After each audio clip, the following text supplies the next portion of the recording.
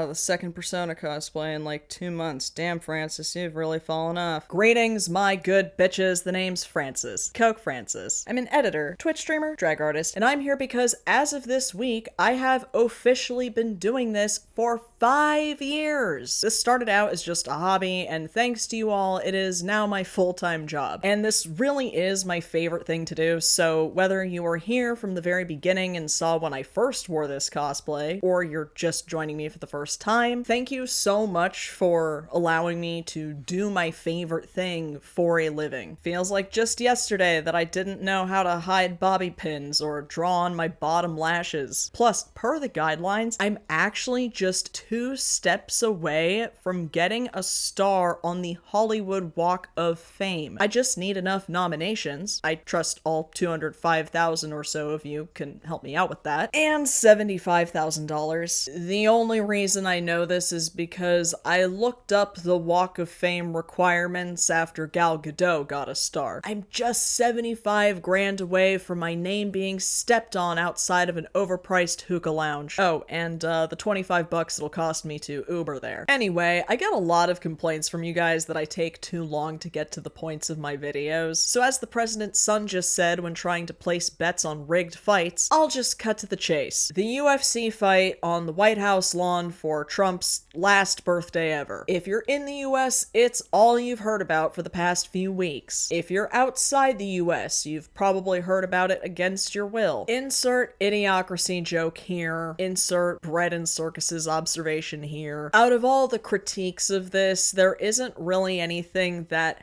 hasn't been said yet. Call it the desecration of historical monuments or whatever. I'm gonna call it what it really is. And what the Trump administration refuses to admit. This is the ultimate event for Pride Month. The libs illuminated the White House with rainbow lights as a way to throw us a bone while they threw trans people under the bus. This current administration gave us sweaty, muscular, and most importantly, shirtless dudes to tackle and teabag each other. Listen guys, when you make a living playing dress up and making fun of the people who want to arrest you for it, you gotta find the silver linings where you can. And I simply couldn't say no to such a highly requested topic. If I had enough meme coin money, who knows? I might have placed bets on these fights too, if my personalized spending budget didn't keep me in check, which I was able to create with the help of today's sponsor, Rocket Money. Rocket Money gives you a bird's eye view of your finances in a single, easy-to-use app. By securely linking your bank accounts, Rocket Money automatically categorizes your transactions so you can see where your money is going at all times. Whether you're trying to cancel subscriptions you've forgotten about, or wanting to grow your savings, or simply trying to get on top of your finances, Rocket Money is the best accountability buddy when it comes to monitoring your spending habits. You can create a customizable budget in seconds, and the app will provide personalized insights on how you can manage your money better. So you can only imagine my surprise when I received a notification that someone had placed a bet in my name on this UFC fight, and with my hard-earned money. Thankfully, Rocket Money provides real-time alerts for suspiciously large transactions like that one, and I was able to nip that issue in the bud. So if there were any rigged fights, you can trust that old Coke Francis didn't place any bets on them. Additionally, Rocket Money will notify you about upcoming charges or renewals to help you avoid overdrafts and late fees. It's one app with an entire dashboard to monitor your overall financial health. So go to rocketmoney.com/queen to start your free premium trial. You can also scan the QR code right next to my very handsome face, or simply click the link in the description below. Thank you to Rocket Money for sponsoring this video, and with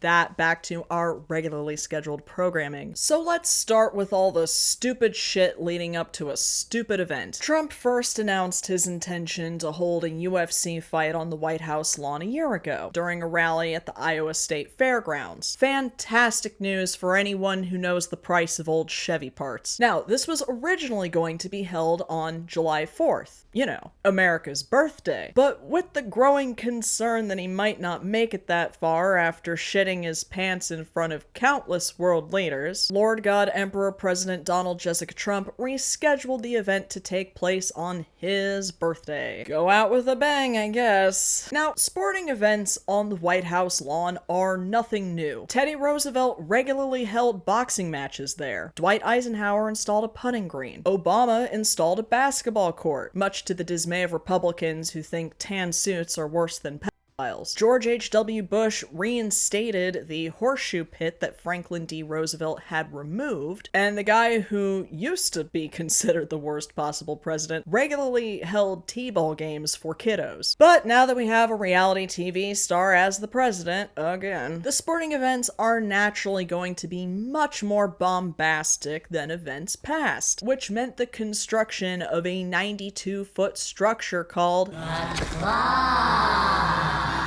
which is actually formally known as a beta tent, but I guess they assumed Pete Hegseth and Kash Patel would throw a tantrum if they were associated with anything called beta. It should also be mentioned that this was not paid for with taxpayer money. Allegedly. Take that with a grain of salt, considering 7 governmental agencies were involved with the production. Supposedly, this event was paid for by UFC for $60 million! Considering $300 billion of our tax dollars are going to Iran because the Department of War guy just lost his first war, it would not surprise me if they coughed some up for this stupid event. Is it ugly and tacky and an absolute eyesore for anyone over the age of a toddler? Yes. However, I'm just gonna come out and say it. In principle, I really don't give a shit that they held a UFC fight on the White House lawn. I am not interested in the liberal hand-wringing and pearl-clutching of, oh no, the desecration of these national institutions that were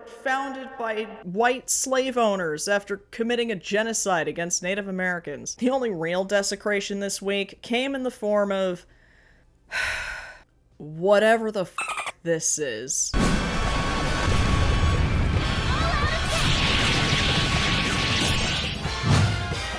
Make America great. Why is all your content about this, Francis? Because if I wasn't able to capitalize off of this level of stupidity, I would Persona 3 myself. This whole event is a reflection of exactly who the f we are. We are a deeply unserious Dave and Buster's ass country. We are the Florida of the world. So stop crying about how embarrassing the optics are and focus on what actually matters, which is the fact that Trump held this event for the sole purpose of enriching himself further. Ahead of the event, he purchased tens of thousands of dollars worth of stock in TKO, which is UFC's parent company. He sold Trump-branded medallions that ranged anywhere from $250 to $12,000. He even offered to pay the fighters bonuses in Trump family crypto. We love a little indentured servitude. We love a little gladiator moment. How can it be bread and circuses when they constantly scold us on how we don't actually need bread to survive? Unfortunately, the attempted lawsuit to call it exactly what it is failed, thanks to an Obama-appointed judge of all people who allowed the event to continue. So, with the event fully sponsored, the beta tent built, the fighters recruited, the entertainment scheduled, and the Trump family set to earn maximum profits from a $60 million birthday party, there was one thing they almost forgot about. Comments, DMs, Reddit, Instagram, Blue Sky, Twitter, YouTube mentions. You cannot believe the amount of requests I have received to talk about the ring girl outfits, which were announced just days before the event. And for obvious reasons, this is the thing I'm most known for doing. Thing is, I lost a bet, and I had to agree to let someone else review these horror shows. No, I said whole milk. Only whole milk. What am I, Jenny f***ing Craig? Oh, hi. Didn't see you there. The name's Cokelander. You might recognize me from some recent great achievements, such as the Turning Point halftime show video, and definitely not from the season finale of The Boys. That ending was not real. It was entirely AI generated, and I can confirm that I was at Francis's house at the time, absolutely crushing them at Marvel vs. Capcom. See, we made a deal. If they won, they'd get to post the Flight 37 video, and if I won, I'd get to make another appearance in a video and post our sex tape. I'm still arguing with them about that one. And I couldn't think of a better time to return than to roast the White House's latest pathetic attempts to copy my style, which, by the way, all violate the United States flag code. But Cokelander, that applies to wearing the flag at all. Doesn't your cape violate the flag code? Not when you are America, so put that in your smoke and pipe it. You might have also noticed that I canonically never sit on my cape, and something tells me these young ladies were not able to stand for the entirety of the event. There's also the fact that they pulled this little stunt on Flag Day, which also happens to be that guy's birthday. Here's what the designer told Maxim, which is apparently still a thing and not a collective hallucination from my days at malls in the 2000s. The inspiration was born from the intersection of sport, spectacle, and celebration. Working closely with UFC, we wanted to create looks that honored both the energy of the brand and the significance of the 250th anniversary celebration. The goal was to blend strength, athleticism, glamour, and American heritage into a wardrobe language that felt sophisticated, powerful, and unmistakably iconic. Yes, because nothing says sophisticated and powerful quite like these bottom twos from every Drag Race lookalike challenge. Marina Toybina. In the Patriotism Challenge, you were bold and brash, but tonight, on the runway, these looks belong in the trash. Sorry, my dear, but you are up for elimination. Did I do that right, RuPaul? Have I finally pleased you, senpai? Let's start with these corduroy numbers. Go back to Party City where you belong. These are definitely giving those teen spirit Halloween costumes that all the girls in my high school would wear, because, as we all know, once one reaches the age of 15, Halloween is no longer a time to be spooky, and is instead only a time to be sexy, even though you're quite literally still children. We have Les Wexner to thank for that. Now let's move on to this dynamic duo. Oh wait, they're the same bitches. Anyway, I'm gonna be fully transparent. I think the one on the left is one of the better designs we'll see today, if not the best. Maybe it's shopped here to look better than it does in person, but the silhouette is actually very classy and it does fit her very well. I don't think the asymmetry with the blue and white stars was necessary, but it was certainly executed better than the asymmetry on Miss Thing here on the right. There isn't a single part of this one that doesn't feel like an afterthought. This woman is gorgeous. She could probably wear a paper bag and still look like $1,000,000, and this dress still falls short of that. I know God hates but for the love of me, put some on your costume team for once. Okay, come through, Blunder Woman.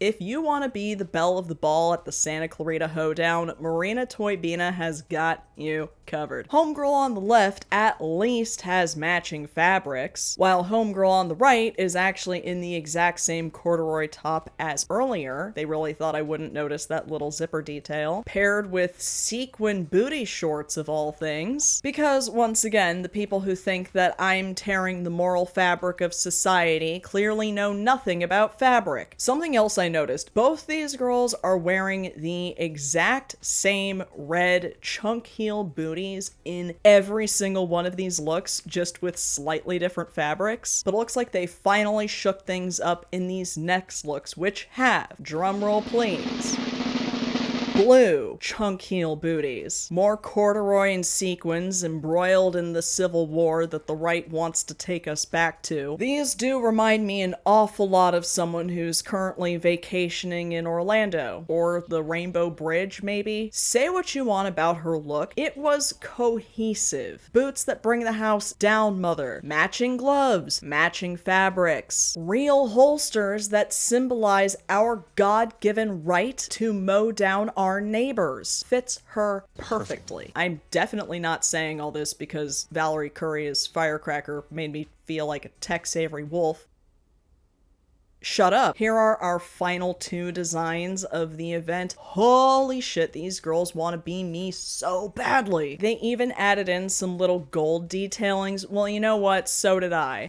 Do you like them? I got them to match my Eagles. These are truly what would happen if Drag Race had a Homelander but make it fashion challenge. This one would be marked safe, but this other one would definitely send her home packing, because I do think this one was executed slightly better, mainly because of the way the train is incorporated. Because I assume they wanted to snatch the waist, and the way that it's styled to look like it's wrapped around her helps achieve that silhouette and makes it look much more organic, if you can call it that. But compare that to the other train, which, like a lot of the looks they put on this poor woman, feels like an afterthought. The entire waist down section feels tacked on, and that's because there's nothing in the center to hide that hemline, which the other dress had. See what I mean? And again, with these silly little ass booties. I haven't even mentioned the fact that these are so not ring girl outfits. God only knows what fluids those trains would absorb while walking around that ring. Well, unfortunately, that's all you'll see of me today. Stay tuned for that sex tape, and happy 4th of July to everyone but the Starlighters. Gotta fly!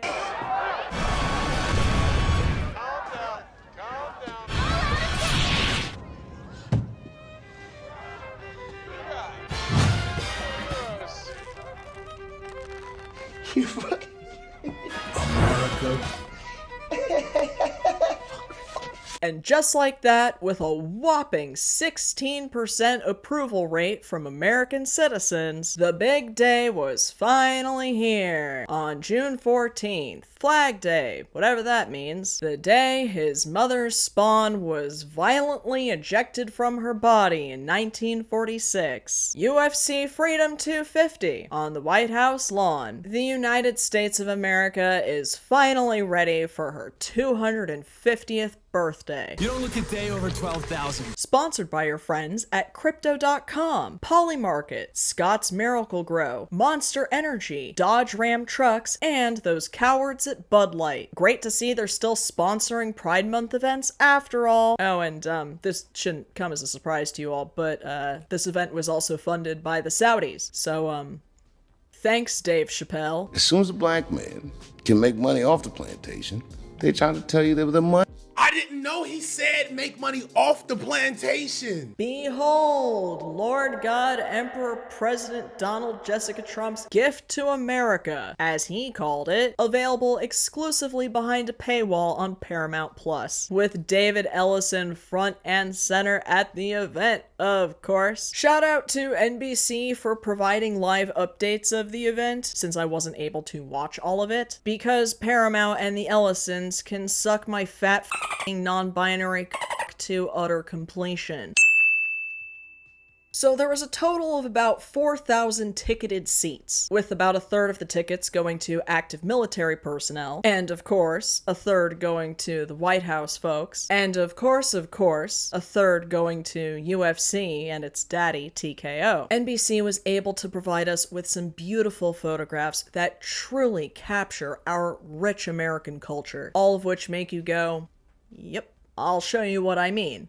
Yep. Absolutely. Of course.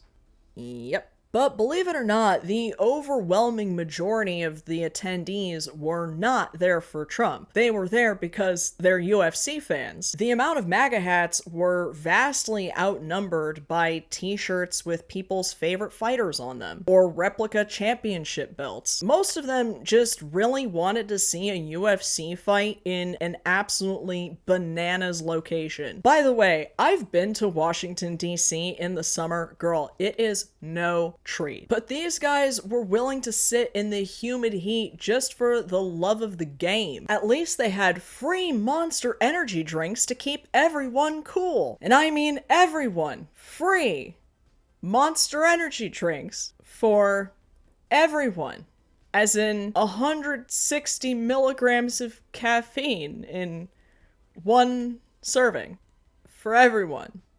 free. So let's say you're one of the military personnel who's been given a ticket to the event. Turns out, if you sell your body for a country ran by scammers, if it sounds too good to be true, it probably is. See, everyone's least favorite alcoholic stepdad, who fakes videos of him benching 300 pounds, took a break from doing knee push-ups to announce the new criteria for any military members who wanted to celebrate America's birthday. Operating under the ancient grinder no fats or femmes bio policy, they announced that not only do they need to pass a fitness test, but must meet a waist to height ratio of less than 0.55. A guy whose legs look like my dog's when they get shaved for surgery really just said no uglies allowed at a UFC event, which notoriously is meant to represent the baldest and reddest members of our society. Oh, and they have to be genuine UFC fans. That was actually criteria for attending. Did Pete ask them to name 3 UFC fighters like some millennial hipster asking you to name 3 albums after seeing your band shirt? Anyway, the Indian Treaty Room in the Eisenhower Executive Office just got a makeover. Listen, if they were gonna keep calling it the Indian Treaty Room, clearly referring to Native Americans because we knew they weren't actually Indians, but we kept calling that because we're fucking stupid and racist, they might as well turn it into a locker room, am I right? At this point, the only thing that could stop them was an act of God. And,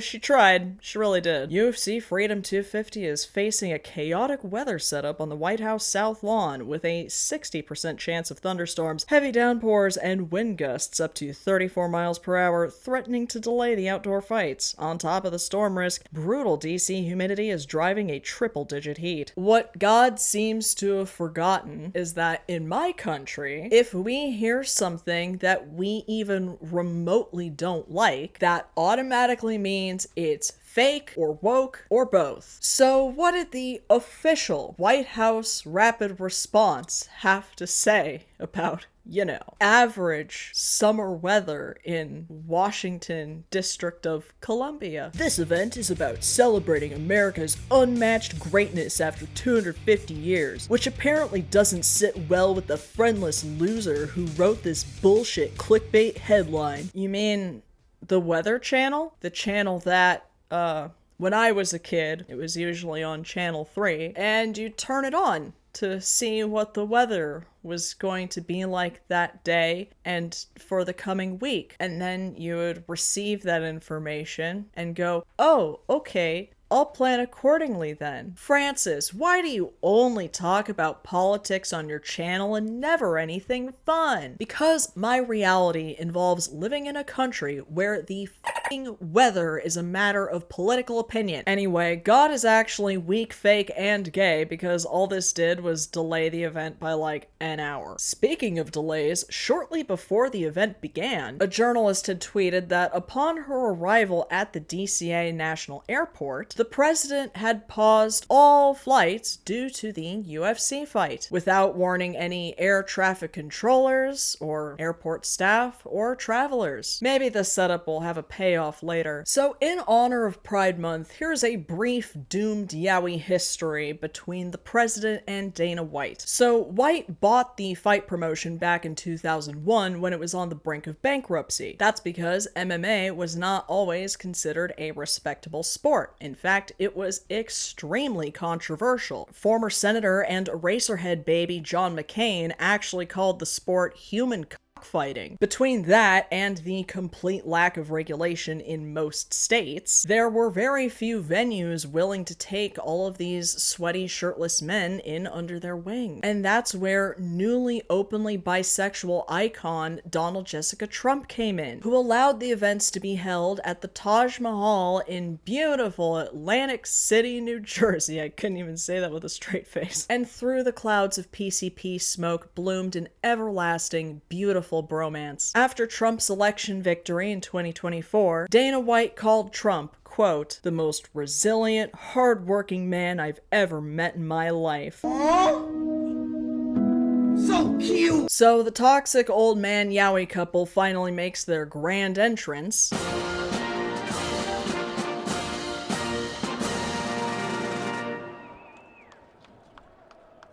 And the crowd goes mild. If anyone sees Dana White at the fight tonight, can you ask him why he chose these paintings to be displayed on national television? What a newfangled way of publishing what's probably in those files. And is that Matt Bernstein's early work? We are just moments away from the main event. But first, the reason why all the flights at the DCA were paused. Yes, that's actually why. And then Zach Brown comes out to sing the national anthem dressed as one of the Penguins' goons. Oh, the land of the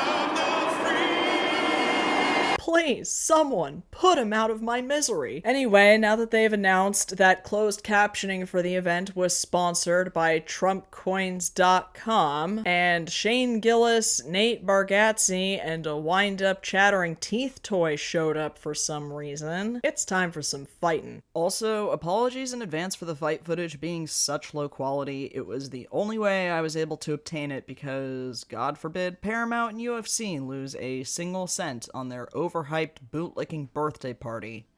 I hope you both get permanent yeast infections. Now, this might shock you, coming from a 30-something drag queen who's dressed as Goro Akechi, but I don't really know a whole lot about sports, and that includes MMA. But I do enjoy a good fight, just as 99% of humanity does. It's baked into our DNA. It's a hell of a lot more interesting to watch than football, in my humble, not knowing anything about sports opinion. And MMA is just as legitimate of a sport as anything else. There are entire lifetimes of training and devotion that go into it, which is why, in principle, I don't give a shit that this is the sport being held on the White House lawn. It's everything that's surrounding the event that's the problem, including, which I mentioned earlier, just how much the current president of the United States has profited off of this event, and how everyone who has front row seats are also the ones currently making our lives miserable. I'm no sports commentator. I don't know what does or doesn't matter in an MMA fight. I'm just observing these fights the way I see the world. Like how the only thing I could focus on in the Diego Lopez versus Steve Garcia fight is this mullet that I had previously never seen outside of websites like People of Walmart, or this admittedly impressive Civil War era mustache on the referee. But this one ends in a brutal knockout with a Lopez victory, and he does a little hair flip, and he does a little photo op with his cowboy hat, and here are all the troops that passed Pete Hegseth's no uglies test, I guess.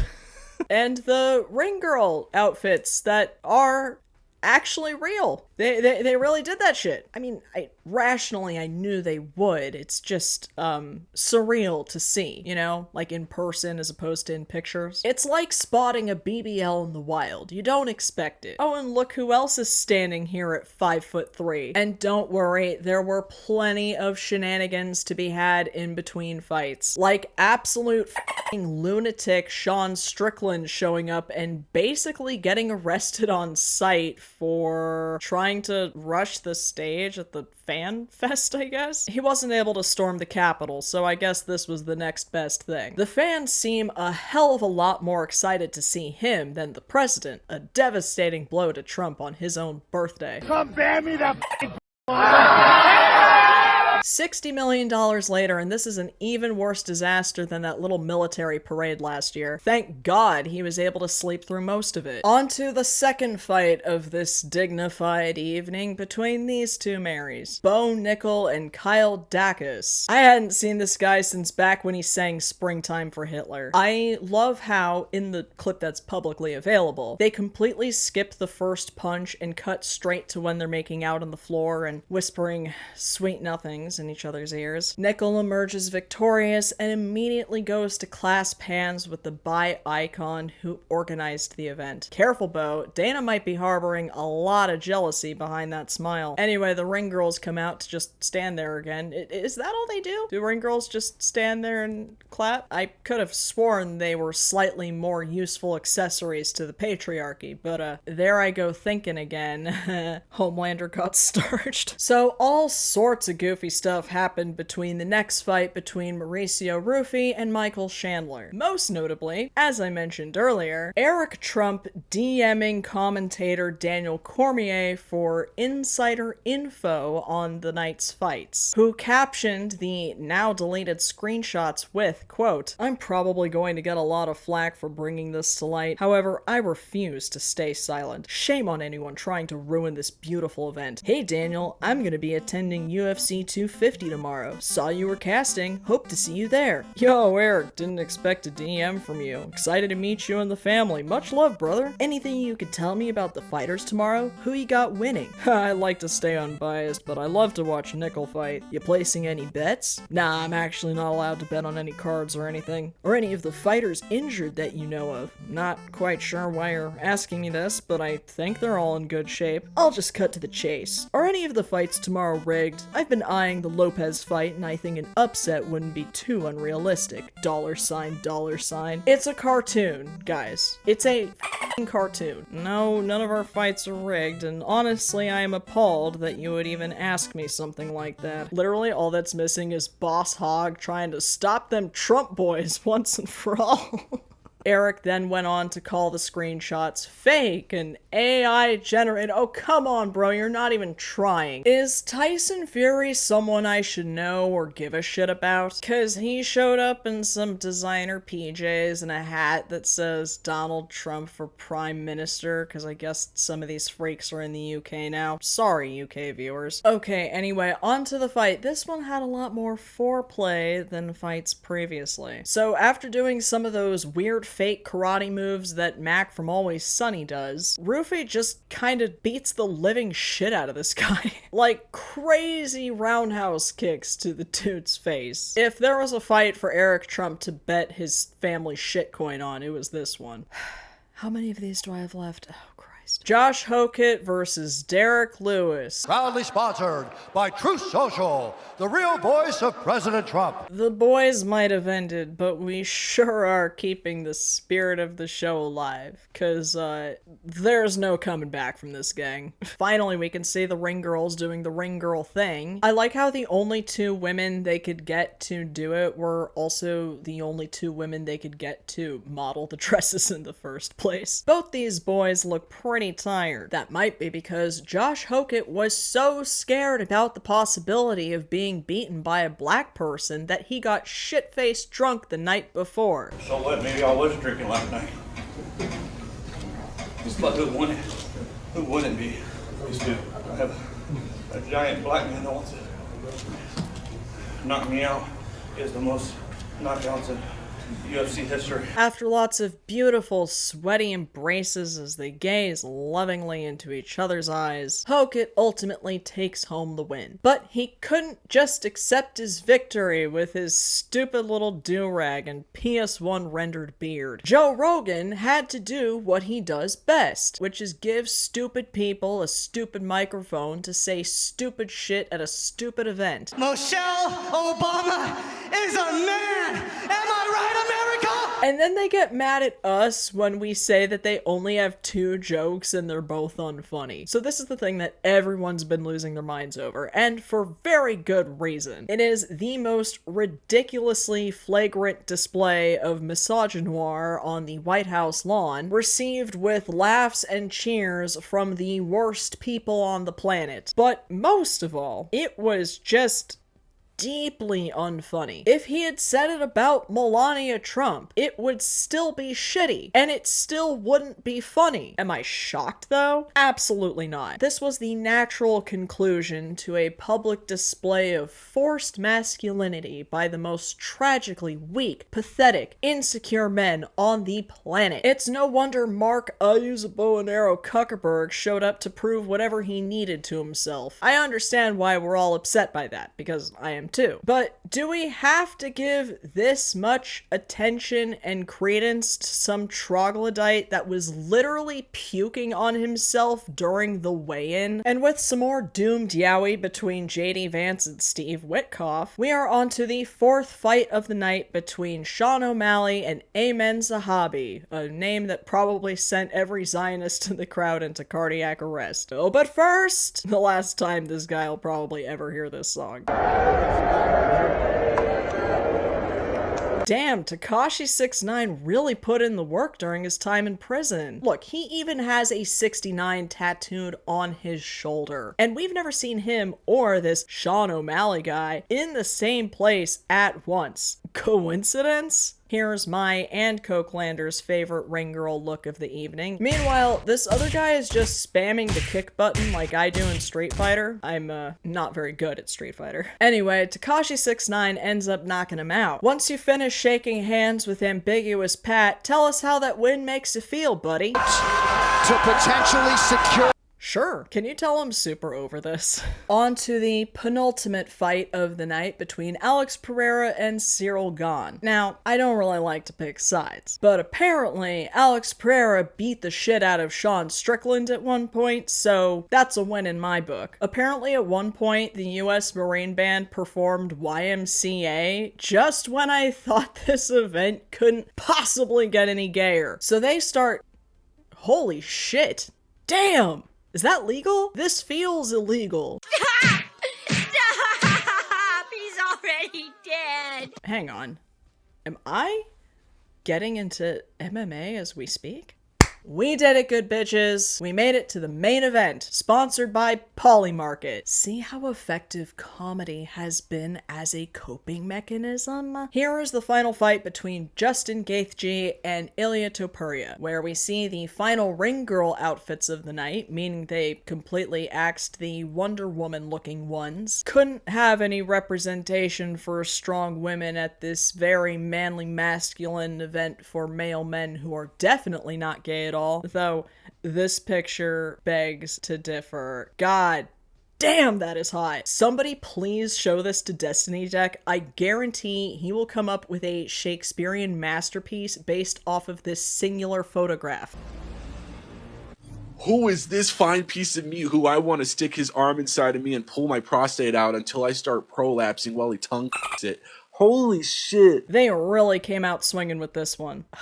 You just know he covers his mouth whenever they... Then they move straight into the teabagging scene from Borat. My god, what an incredible way to end the evening. Unfortunately, this beautiful display of lovemaking is interrupted when we see Topuria's face beaten to a goddamn pulp. The referee calls it, and Gaethje does a celebratory backflip, and then an accidental one. The boys get a standing ovation, and JD Vance introduces the Pope's brother to Trump because he won't stop until they're all dead. Then they all ride off into the sunset or whatever. So what's the damage? This was the first event in UFC history with all fights ending in a knockout, including this fight that broke out on the lawn somewhere. So I was going to include a little section about the view counts for the event, but like I said, I really don't know anything about UFC or MMA, and I don't really have a frame of reference for what the numbers mean. And I usually don't watch videos about the same subject as mine while I'm making my own video about it because I don't want them to influence my own writing. But while I was editing, I did come across this breakdown of the views by an MMA creator, and he actually knows what the hell he's talking about, so I'm gonna let him explain because he actually did a really good analysis on what these views mean and how they relate to the sport and the event as a whole. The June 14th White House hosted UFC Fights, drew an impressive audience on Paramount, averaging 7 million viewers in the United States. That makes it the largest exclusive live stream in the platform's history. For perspective, the first ever UFC card on Fox averaged 5.7 million viewers in the US. That was the most watched MMA event in US history until Netflix Ronda Rousey Gina Carano Fight Night, which averaged 9.3 million US viewers and peaked at 11.6 million. Compared to the expectations that they set, compared to the coverage that they had that in the media, this number isn't all that great. This number isn't what Dana White's making it out to be. How are they just randomly coming out and saying 17 million people at least watched 1 minute? Nobody else is pointing this out. Like, this is basically fudging the numbers. I guess you could say you average 8.2 million, including US and Latin America. But to make it look bigger, you have to say 17 million people viewed at least 1 minute. By the way, the UFC could have done it on CBS, but they wanted to charge for it. They didn't want anybody getting any of the White House card for free because they needed to profit off this. Paramount needed to profit off this. The UFC needed to profit off this. This is just saying, this isn't the mega event people made it out to be. This is game changing. This is going to propel the sport. No. Dana White and the UFC sucked Donald Trump's dick, and they were gifted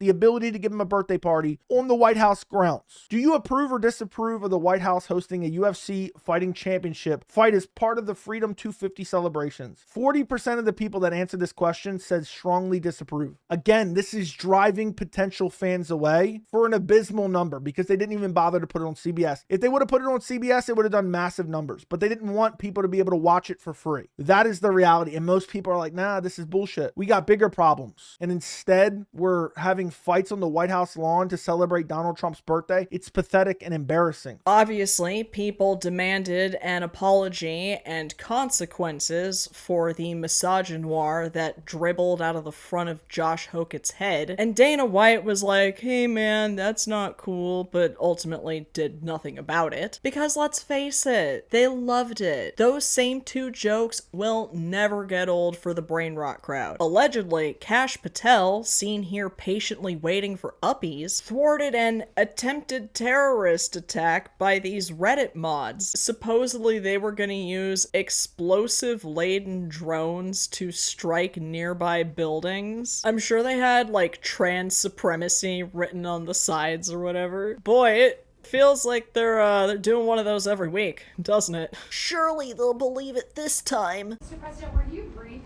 on the attack plans for the UFC event at the White House?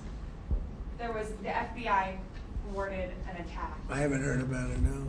But I watched, the attack that I watched were the fighters. The setup is indeed being disassembled, despite Trump being like, maybe we'll keep it up. And people somehow still taking statements like that from him seriously. Guys, his brain is actual oatmeal. He is openly bisexual. He is shitting his pants and falling asleep on camera. Some of you might have a parent or a grandparent like that right now. When they go off on some tangent about how they were once in a play with Hitler, do you believe anything they say? Obviously not. And if you don't believe me, ironically, maybe you'll believe Dana White. It was an amazing experience. This was a one of one. It will never happen again. I can't afford it. I'll never do the Sphere again, and we'll never do this again. As I mentioned earlier, rather than being paid in cash, the fighters were paid in USD1, the Trump family shitcoin from World Liberty Financial. But Francis, I thought presidents weren't allowed to make extra money while they're the president. Well,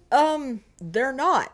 But, nobody cares anymore. Laws don't exist here unless they are to uphold the Christo-fascist theocracy that they desperately want to bring back. God only knows how many millions Trump made off of this thing. It was certainly more than the fighters did. $60 million could have fed every family in America for years. And it instead went to the president's birthday party, full of insecure men beating the shit out of each other, all for a government who thinks I'm a domestic terrorist for doing this. It's beautifully symbolic, really. I've said this before, and I will say it again. This country isn't like this because Trump is the president. Trump is the president because this country is like this. Deeply unserious. Truly the Florida of the world. Well, that was gross. Thanks for suffering with me. I'd like to end this on a slightly more positive note with some winning comments from the last video from you guys. LL Creator 6257 says, can't wait to watch this one on the living room TV. My parents may not understand a single word of English, but they surely do love your wigs. That is So wholesome. 7x3 says, Drag Dad sounds like the queer version of the Iraqi capital. Dr. Finesse 212 says, Trump has had more strokes this week than the entirety of the R Cybercoon subreddit. You too could be featured in the next video. Leave a comment below. I will pick my favorite ones and give you a shout out next time. But if you would like to guarantee your name be featured at the end of every video, please consider joining my Patreon. If you join any of the membership tiers that are conveniently named after Fallout protagonists, your name will be mentioned at the end of every video. You might also get other cool stuff like access to my Discord, behind the scenes content on how I make my wigs, ad-free and uncensored versions of my videos. So if you love my content and my drag, you can support this channel directly by clicking the link to my Patreon in the description box. And if you'd like to give your money to a much more worthy cause, I'm currently helping to sponsor a beautiful family who's surviving the ongoing genocide in Gaza. The link to their Chuffed campaign is in the description, and even just sharing the link is extremely helpful if you are unable to donate. If you would like to see me simp for my favorite game characters and get visibly frustrated in real time, please follow me on Twitch. But if you have better things to do on the weekends, you can catch my favorite streams on my new gaming channel, Queen Coke Francis Live. I post new streams there weekly, and I will be regularly holding polls on what you would like to see me play next. And if you'd like to see even more of my clown mug elsewhere, please consider following me on Instagram or Blue Sky. My handle for all of the above is @QueenCokeFrancis. If you enjoyed this video and you haven't done so already, please make your grand entrance to the ring, greeted by the cheers and jeers of the worst people on earth, and make it a Pride Month event truly worth remembering by going ahead and unzipping your pants and dick slapping those like and subscribe buttons as hard as you can. Thank you again to Rocket Money for sponsoring this video, and thank you to all my patrons and subscribers who keep this channel going and have been doing so for 5 years. And, of course, as always, until next time,